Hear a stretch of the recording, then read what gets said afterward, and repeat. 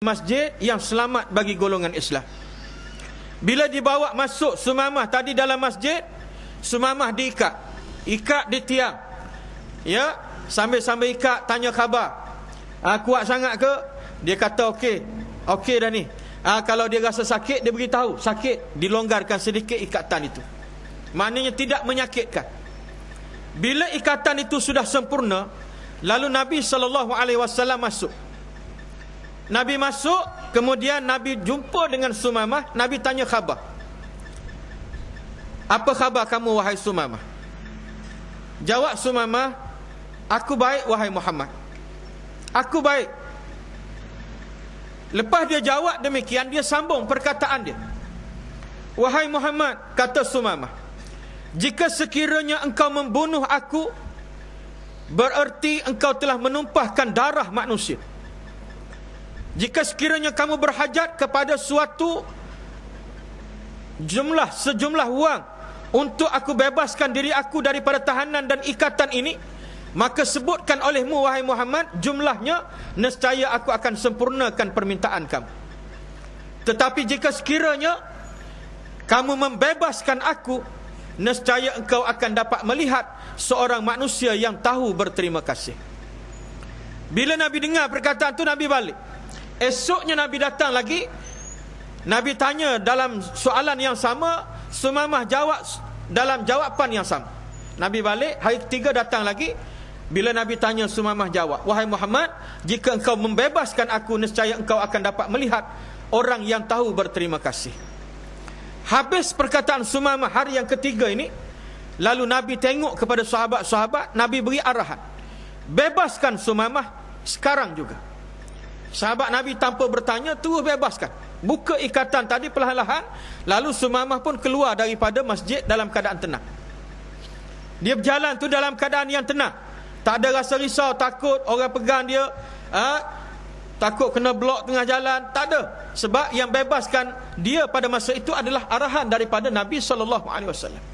Sumamah ni bila dia keluar, dia berhenti di sebuah pohon kurma, lalu dia mandi. Dia mandi, lepas dia mandi, dia lap badan dia, dia naik balik ke masjid. Lalu dia jumpa dengan Nabi SAW. Dia kata kepada Nabi, wahai Muhammad, Islamkan aku di saat ini juga. Nabi pun Islamkan dia, ajar dia mengucap bersyahadah di hadapan Allah Subhanahu wa ta'ala. Diriwayatkan bagaimana selesai saja Sumamah ni mengisytiharkan Islam dia dengan syahadah tadi, sahabat-sahabat Nabi bertakbir.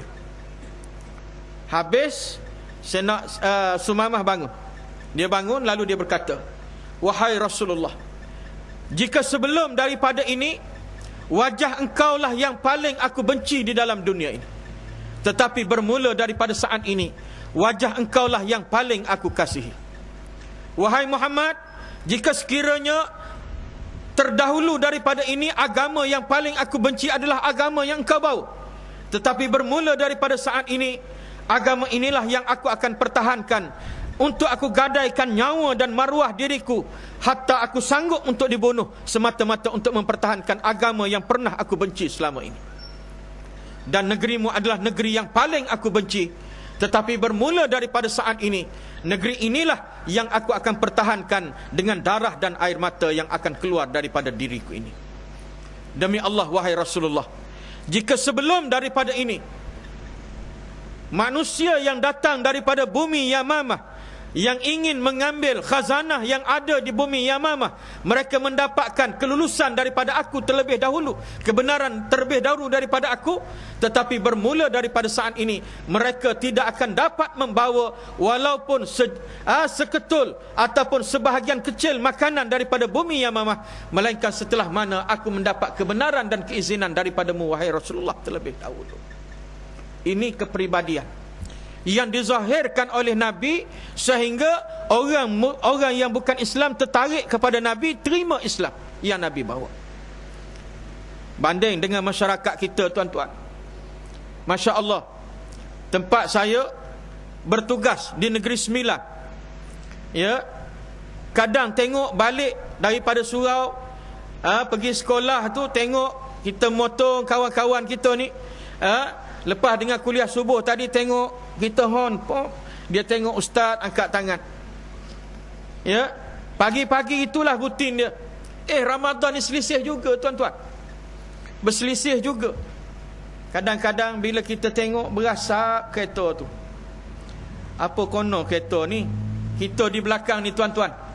Ya, bila tengok kereta tu berasap, temperature naik kok temperature naik, kita pun potong petok, potong tengok sebelah dia tu, tengok elok pakai tudung scarf dia. Yang di sebelah dia tu nampak berasap, rupanya bukan dekat enjin, dekat drivernya berasap. Isap rokok tuan-tuan, pagi-pagi 7.30 tu berselisih dengan kita. Saya tengok ini murid aku ni, umurnya Masya Allah dah separuh abad, rokok di bibir mulut Ramadan. Kita hon dia tengok ustaz, dia kata kat isteri dia, kat mulut tu rokok masih duduk berasap. Ya, nak cabut kita dah tengok, dia pun pusing-pusing ustaz, angkat tangan. Masuk angkat tangan tu berasap naik tuan-tuan. Pasal apa? Itulah keadaan yang ada dalam negara kita. Sebab itu Allah Ta'ala jadikan kita ni orang yang beriman ini, ada satu syarat yang membolehkan kita melaksanakan amalan kita. Selain daripada Islam, dia mesti berakal. Orang yang berakal ini Allah Ta'ala taklifkan tanggungjawab kepada dia untuk sembahyang, untuk puasa, zakat dan seumpamanya. Bagi orang yang tidak ada akal yang baik, gila tuan-tuan, gila, dia tak wajib sembahyang, dia tak wajib puasa, banyak benda-benda yang dia dikecualikan. Orang gila, hebat orang gila ni sebab dia dapat lesen besar. Harap-harap tak kenalah kat kita. Sebab tuan-tuan pernah dengar cerita orang gila. Cerita orang gila ni tuan-tuan, ada satu orang gila dekat satu tempat itu, tempat ini tempat shopping, apa nama ni, Pasar Tani. Pasar Tani tuan-tuan, orang sedang beli belah sana tu, tiba-tiba orang gila ni dia naik tangki air. Ada satu tangki air tinggi kat kampung tu dekat dengan Pasar Tani. Bila dia naik, orang tengok ada orang panjat tangki air, bising sekali. Orang tengok, orang gila. Orang gila. Negeri Sembilan. Bahasa saya tu Negeri Sembilan. Kebetulan yang gila tu orang Negeri Sembilan juga. Hak tu. Bila dia naik tuan-tuan, orang kata orang gila, biarlah dia pandai naik, dia pandai turun lah tu. Orang tak peduli dia. Dia makin tinggi, dia rasa makin selesa. Sebab anginnya kuat. Seronok, tak pernah tengok benda-benda depan dia, tak nampak lagi di bawah dia tu makin tinggi. Ya, akhirnya sampai ke hujung tu, anak tangga hujung sekali tu, dia terasa dia nak naik setapak lagi atas atap dia tu. Simen tu, konkrit. Dia pun lompat naik. Dia pusing-pusing, Masya Allah, dia kata cantik sungguh kejadian Allah ni. Orang gila ni kata cantik sungguh kejadian, tak pernah saya tengok. Ya, tengok orang di bawah kocik rupanya, saya besar lagi. Ya, dia duk rasa dia duk atas ni, dia tengok orang bawah tu kecil, dia rasa dia besar. Orang gila tuan-tuan. Duduk 5 minit, panas, tak berapa nak boleh tunggu. Lalu nak turun. Bila nak turun, nak jangkah kaki dekat tangga tu, rasa gayat pula. Dia tengok-tengok, tinggi, tak boleh ni, jatuh aku, mati aku, kata orang gila. Dia lompat naik balik, diri. Dia mari gila, akal gila dia tu. Dia teriak kat ramai-ramai tu, oi, dia kata, aku nak terjun, dia kata. Bila sebut orang gila ni kata nak terjun, orang mana sekalipun bila naik atas tempat tinggi, nak terjun memang kita tak tergamak nak tengok. Orang sihat ke, orang baik ke, orang jahat ke, kita akan ikhtiar supaya dia selamat. Ada orang telefon polis, ada yang telefon bomba datang. Kepung kawasan tangki air tadi, ya, polis pasang apa nama ni, tip merah putih tu.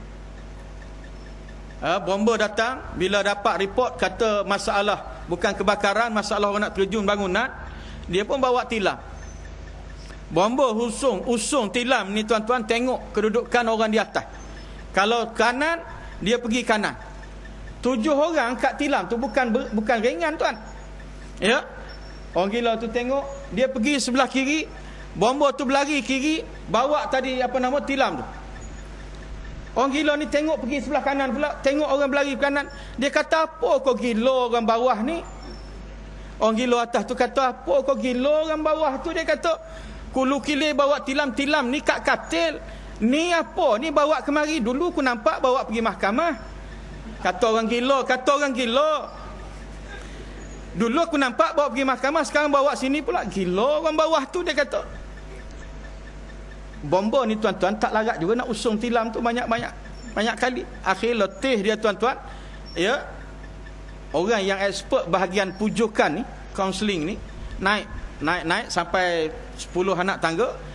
Orang gila atas tu tengok, dia kata, "Hoi, turun. Nanti aku terjun." Turun balik dia. Sebelah kanan pula naik sampai separuh dah. Bila dia perasan, dia suruh turun. Kalau naik juga aku terjun. Turun balik. Habis dah ikhtiar. Orang kampung tengok, kesian pakcik-pakcik, abang-abang bomba kita.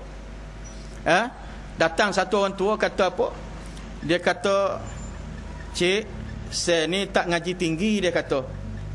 "Tapi kalau nak selesai masalah orang gila, kena cari orang gila juga. Nak selesai masalah orang gila ni, kena cari orang gila juga," dia kata. Jawab bomba ni, dia kata, "Mana ada orang gila lagi kampung ni? Ada seorang lagi," kata, "hujung kampung tu." Polis ni dengar kata ada seorang lagi, dia start kereta pergi. Nak cepat supaya tak terjun dulu, dia pasang siren. Pasang pergi, kereta tepi semua, sampai di rumah orang gila tadi, siren masih bunyi. Orang gila tu takut. Orang gila atas rumah tu takut, tuan-tuan. Sehingga dia kata apa? "Hai, polis nak buat tangkapan awal ni. Aku lari, kau tunggu." Dia kata tak lari. Dan tak lari, dia kata. Apa nak jadi, jadilah. Polis keluar daripada pintu kereta dia.